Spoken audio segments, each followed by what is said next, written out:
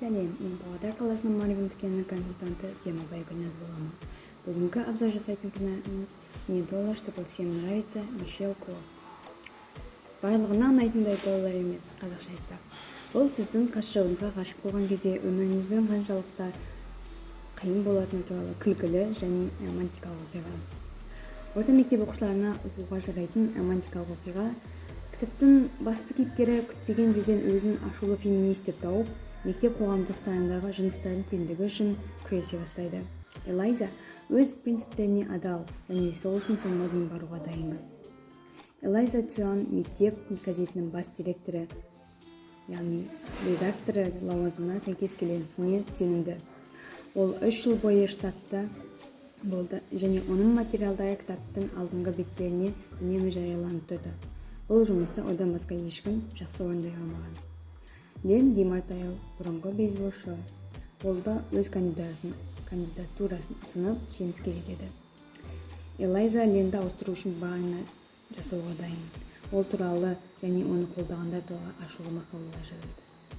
Бірақ егер Ленге күтпеген жерден пайда болған сезімдер оны күрестен бас тартуға және жеңілгенін мойындауға мәжбүр етеді.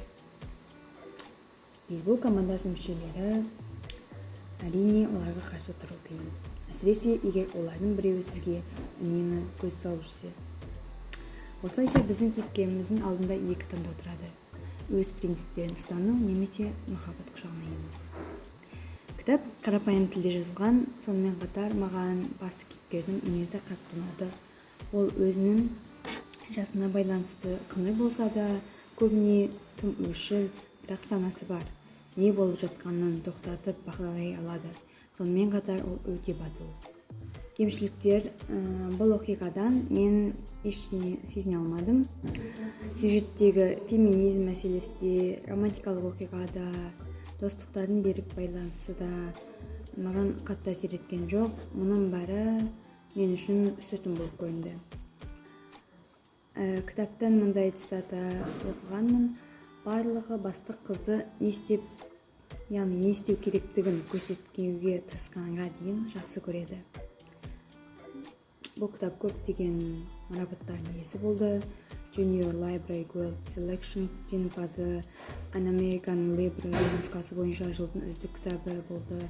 Сондықтан бұл кітапты жасөспірімдерге оқуға кеңес берер едім. Сау болыңыздар.